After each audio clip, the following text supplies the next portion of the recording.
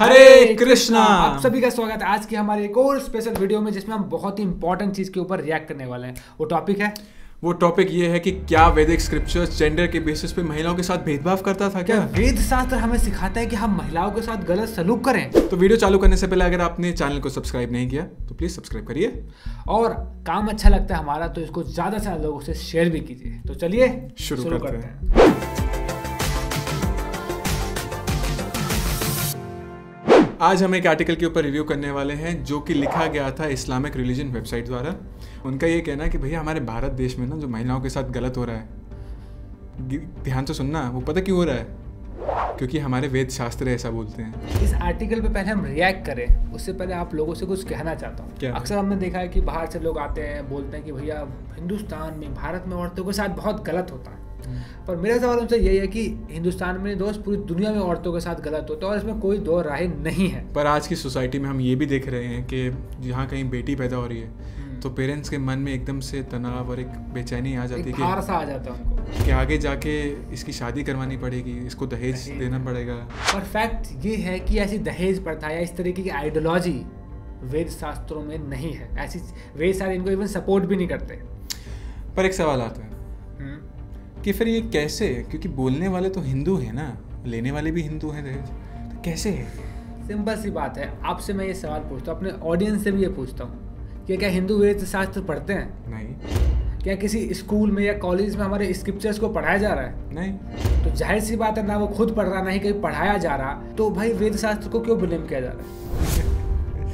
अपने हिसाब से लोग कुछ भी पढ़ रहे हैं, फिर उसको मिसअंडरस्टैंड कर रहे हैं, ठीक है, और फिर क्या हो रहा है, उसे मिस अप्लाई कर रहे हैं और ब्लेम करते हैं वेद शास्त्रों पे। तो रही बात वेद शास्त्र पढ़ने की, तो कई लोग तो पढ़ ही नहीं रहे, और जो सिंसियरली समझना चाह रहे हैं तो फिर वो भाई कहाँ से जाके समझेंगे? वो साधु के पास जाके समझेगा, क्योंकि वो जेन्युइनली प्रैक्टिस कर रहे हैं। यस। बट हम ये देख रहे हैं कि सोसाइटी में साधुओं की इमेज पे बैंड बजाने पे तुले हुए लोग, ऑल्ट बालाजी, नेटफ्लिक्स, न जाने कितनी वेबसाइट्स हैं, कितने चैनल्स हैं, कितनी मूवीज हैं जो साधुओं का मजाक उड़ाने में लगी हुई है। उनको जाहिल, गवार, मतलब देहाती, रेपिस्ट, सब मतलब क्या क्या बुरे शब्द बोल लो आप, सब कुछ साधु ही हैं। ऐसा लग रहा है कोई जेन्युइन साधु बचा ही नहीं है क्या? तो फिर भाई कहाँ जाएगा व्यक्ति पढ़ने, आप बताओ? फिर वो जाएगा जाकिर नायक के पास। अब देखो ना, आधे से ज्यादा इंडियंस को ऋग्वेद, यजुर्वेद में क्या लिखा है वो तो जाकिर नायक से पता चला है। The Hindu scripture says, if you read the Upanishad, it is mentioned in Chandogya Upanishad, chapter number 6, section number 2, verse number 1. तो अपने कल्चर के बारे में वो सीखेगा मैक्स मुलर से, सही बात, विंडी डॉगनेर जैसे लोगों से। भाई ये क्या करते हैं? अब इन्हें पता है, ये आते हैं हमारे देश में और हमें बताते हैं कि आपका जो कल्चर है ना वो खराब है, जो मैं बताता हूँ आप उसको फॉलो करिए। और जाहिर सी बात है हमारे गुरु बन गए हैं वो लोग, तो हम उनको फॉलो करते हैं। तो भैया अगर कोई व्यक्ति वैदिक टीचिंग्स को गलत तरीके से समझ के गलत एप्लीकेशंस कर रहा है तो गलती किसकी? तो गलत वो व्यक्ति है ना। हाँ, वैदिक टीचिंग्स कहाँ गलत हो गई भाई? लोग तो सिस्टम करप्ट कर ही देते हैं ना, किसी भी सिस्टम में जाए तो वो सिस्टम सुधारना चाहिए ना हमें। यार अगर कोई मिसअंडरस्टैंडिंग है भी तो उसको क्लियर करना चाहिए ना, बजाय मुंह फाड़ के बोल दो अरे ये वेद शास्त्र ही गलत है, सब कुछ यही कर रहे हैं।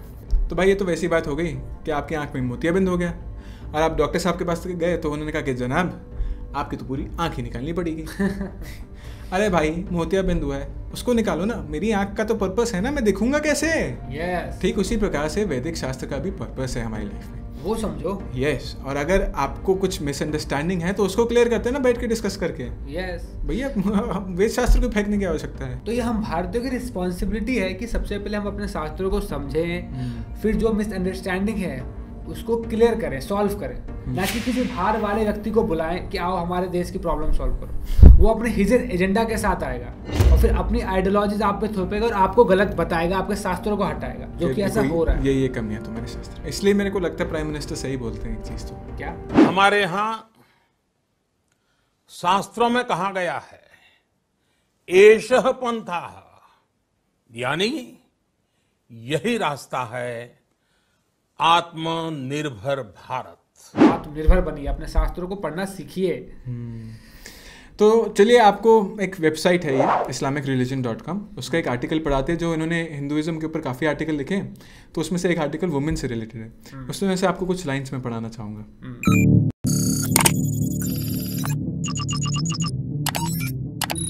Quote, however, it is important to note that more than 80% of Indians are Hindus, and the majority of negative behavior towards women can be attributed to Hindu practices. मतलब अनकोट, मतलब कुछ भी। ये असाधारण शब्दों में समझे तो कह रहे हैं कि आपकी जो संस्कृति है, आपकी जो परंपराएं हैं, इसी की वजह से औरतों के साथ शोषण होता है भारत में। इतना बड़ा लांछन लगा दिया भाई साहब की जान। तो आइए आपको बुक से कुछ ना हम चीज़ें दिखाते हैं कि भैया वैदिक टाइम में वुमेन्स के साथ कितना ज़्यादा अत्याचार होता था। ये बुक का नाम है position of women in Hindu civilisation. ये इसके ऑथर रहे हैं डॉक्टर अनंत सदाशिव ऑल्टकर, जो 1938 में इन्होंने ये बुक छापी थी। ये आर्कियोलॉजिस्ट हैं, हिस्टोरियन हैं और HOD हैं हमारे ancient Indian history and culture के बनारस हिंदू यूनिवर्सिटी में। चलो देखते हैं वेद शास्त्रों में और क्या क्या लिखा है हिंदू औरतों के बारे में। तो भैया अथर्ववेद इसमें लिखा गया है कि अथर्ववेद में ये ऑब्जर्व किया गया कि जो अगर आपको अपनी बेटी की शादी भी करवानी है ना साहब, तो आपको बेटी को प्रॉपर स्कूल की ट्रेनिंग एजुकेशन देना अनिवार्य है। मतलब समझे, उसका शिक्षा पे मूल्य अधिकार उतना ही है जितना एक लड़के का है। शादी से पहले दोनों लड़का और लड़की दोनों का स्कूल एजुकेशन होना अनिवार्य है, तभी एक प्रॉपर मैच बैठता है, सूटेबल मैच। तो हम देख सकते हैं भाई इसमें कि लोगों को गलत फहमी है कि भाई वैदिक एजुकेशन में लड़कियों को घर के अंदर या चूल्हा चौकी चलाना ही बोला जाता था, है ना। ये ऐसा नहीं है, उनको प्रॉपर स्कूल एजुकेशन ट्रेनिंग दिया जाता था, और ना केवल उनको स्क्रिप्चर्स पढ़ने को दिया जाता था और बाकी अन्य एजुकेशन, बल्कि उन्होंने स्क्रिप्चर्स भी लिखे हैं। यस, बहुत प्रसिद्ध हमारा वेद है ऋग्वेद, आप सबने सुना होगा। उसके कई हिम्स को लिखने वाली ही वुमेन्स थी। आपको उनके नाम बताता हूँ, जैसे कि लोपमुद्रा, विश्वरा, सिकाता, निवावरी और गोशा। ये इतनी ग्रेट पर्सनालिटी थी कि इन लोगों ने खुद ऋग्वेदा में कई हिम्स को लिखा है। तो ये पढ़ते भी थे और वेद भी लिख देते थे। वो इतनी क्वालिफाइड थे कि इनके हिम्स को यूज किया गया है ऋग्वेदा में, और अपनी कंट्रीज को भी रिप्रेजेंट करते थे। आप वो स्टोरी बताते ना, ये one of my favourite stories है, जो मेरे को जानने के बाद इतना खुशी हुआ है कि मैं आपसे शेयर करना चाहता हूँ। ये स्टोरी है ब्रह्म आरण्यक उपनिषद से। ये जो राज्य है, जिस राज्य की स्टोरी है उसका नाम है विदय, और उसके राजा है किंग जनक। तो वहाँ पे एक फेमस स्कॉलर आए थे जिनका नाम था योग्यवाल्क्य। तो उनके लिए एक फिलोसफिकल टूर्नामेंट ऑर्गेनाइज करवाया गया, इंटेलेक्चुअल डिबेट्स। और वहाँ पे किंग जनक पता है किसको सबसे सुप्रीम और सबसे इंटेलिजेंट और फर्स्ट प्रायोरिटी में रख रहे हैं? किसको? वो कोई पुरुष नहीं है, वो एक महिला थी, और महिला का नाम था गार्गी माता जी। गार्गी माता जी। और केवल उन्होंने डिबेट करा नहीं, उन्होंने पहले ही 2 क्वेश्चन के अंदर उसको डिबेट में हरा भी दिया। इतना केपेबल थी गार्गी माता। अब सोच रहे यहाँ पे हमारे भारत के लोग बिजी हैं वंडर वुमन की स्क्रिप्ट पढ़ने में, यहाँ पे वो लोग ब्लैक विडो का वेट कर रहे हैं, अरे ब्लैक विडो कब फाइनली रिलीज होगी, पिछले साल से लटक रही है। और जो ऐसे हमारे ग्रेट हीरोज हैं, वुमेन्स हैं हमारी, उनके बारे में कोई पढ़ नहीं रहा। हमारी वैदिक वुमेन्स के बारे में कुछ जानना ही नहीं चाह रहा। इसलिए तो शिक्षार्थीगण को प्रयास है कि आपको सही नॉलेज पहुंचाई जाए हमारे स्क्रिप्चर से रिलेटेड। तो अभी तक चैनल सब्सक्राइब नहीं किया तो कर लीजिए। इसमें एक और चीज़ दर्शाई जाती है, क्या? अगर कोई व्यक्ति इतना फिलोसफिकल डिबेट कर रहा है और 2 क्वेश्चन में हरा दिया यार, तो कितना नॉलेज होगा, कितना पढ़ाई किया होगा उसने, isn't it? कई वर्षों तक किया होगा। तो इसके ऊपर कुछ बताना चाहते हैं? आपको बता दूं कि इवन हमारे वैदिक कल्चर में ऐसी वुमेन जो अपनी स्टडी को आगे तक लेके जाना चाहती है, बहुत पढ़ना चाहती है और ज़्यादा से ज़्यादा अपना समय स्टडीज़ में, फिलोसफीज में देना चाहती हैं, तो उनको ऐसा नहीं बोला जाता कि नहीं घर बैठो चूल्हा चौका संभालो, बहुत पढ़ लिया। उनको अलाउ किया जाता था कि वो अपनी स्टडीज़ को कंटिन्यू करें, परस्यू करते रहे। और ऐसी वुमेन्स को ब्रह्मवेदिनी कहा जाता था, और उनको ऐसे ब्रह्मवेदिनी रिस्पेक्टफुल टर्म से एक्नॉलेज किया जाता था, क्योंकि ऐसी वुमेन्स जो थी जनरली बहुत ज़्यादा एक्सेल करती थी अपने सब्जेक्ट्स में, मतलब बहुत नॉलेजेबल वुमेन्स थी। यस, और जाहिर सी बात है, इतना नॉलेज है तो जरूर कहीं ना कहीं तो यूज़ किया होगा। बहुत जाहिर सी बात। तो आपने बताएंगे कि कैसे कैसे किस तरीके से यूज़ करते थे? इसके उदाहरण के लिए मेरे पास एक लेडी का नाम है, एक महिला का नाम है, उनका नाम है शकृत्स्ना। शकृत्स्ना ने अपना एक वर्क कंपोज किया था, उन्होंने एक कोर्स कंपोज किया था मीमांसा फिलॉसफी के ऊपर। ठीक है, तो उस फर्स्ट ऑफ ऑल इतना बढ़िया वो वर्क था कि उस जो वर्क था, जो मीमांसा फिलॉसफी जो उन्होंने प्रेजेंट किया, वही उनके नाम पे पड़ गया। वाह। उसका नाम पड़ा शकृत्स्नी। शकृत्स्ना नाम था तो शकृत्स्नी नाम पड़ा। और उसके बाद भैया जितनी भी स्कॉलरली लेडीज आती थी ना, उसको उसमें स्पेशलाइज करने के लिए वो इतनी सारी आती थी कि उनके लिए एक स्पेशल अलग से नाम देना पड़ा भैया, कि जो इसमें स्पेशलाइज करे उनको हम अब से बुलाएंगे शकृत्स्नाज।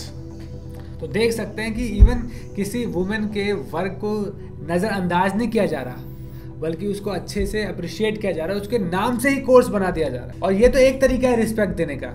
इवन कई वेद शास्त्रों में कई मंत्र होते हैं, यज्ञ जैसे हम करते हैं तो यज्ञों में कई मंत्र बोले जाते हैं और कई मंत्रों में वुमेन्स का नाम आता है, स्पेशल थैंक्स किया जाता है उनके काम को सोसाइटी के प्रति जो उन्होंने किया है, रोज किया जाता है। और ये लोग बोलते हैं कि वेद शास्त्रों में या हिंदू जो कल्चर है वो औरतों को छोटा नीचा समझता है। तो भैया इन सब पॉइंट से एक चीज़ तो क्लियर होती है हमें कि वैदिक टाइम्स में ना वुमेन को ना केवल सपोर्ट किया जाता था बल्कि प्रमोट भी किया जाता था कि वो आगे एजुकेशन परस्यू करें, और उनको ऐसे प्लेटफॉर्म्स दिए जाते थे ताकि वो एक्सेल कर सके, रिप्रेजेंट कर सके अपने आप को। पर दिक्कत क्या है, अब कोई वेद शास्त्र पढ़ नहीं रहा और कुछ लोग पढ़ रहे हैं तो कुछ गलत लोगों से सुन रहे हैं, तो मिसअंडरस्टैंडिंग हो रही है और फिर मिस अप्लाई किया जा रहा है और ये खिचड़ी पचड़ी है। तो भैया अब तो हमें जागने का समय आ गया है ना। तो अब कब जाके ये स्कूल्स में चालू होगा सिस्टमैटिक एजुकेशन, भगवान जाने। बट हमने तो चैनल खोल दिया है और हमारा उद्देश्य यही है शिक्षार्थकम का, कि हम आपको वैदिक नॉलेज और कल्चर को लॉजिक, एविडेंस और फैक्ट्स के साथ प्रस्तुत करें। तो आप इसको सब्सक्राइब करिए अगर अभी तक सब्सक्राइब नहीं किया भाई। और अगर आपको ये वीडियो भी पसंद आई है तो ज़्यादा से ज़्यादा लोगों को शेयर कीजिए और खासकर उनको शेयर कीजिए जिसको ये गलत फहमी है कि वैदिक कल्चर प्रमोट करता है औरतों के साथ गलत करने को। तो अंत में यही बोलेंगे भैया जाते जाते कि आप हमें रेगुलर फाइनेंशियल सपोर्ट करते हैं तो प्लीज़ अपना सपोर्ट कंटिन्यू रखिए। तो वीडियो में बने रहने के साथ हम लोगों को अक्सर सुनने के लिए thank you so much. Hare Krishna.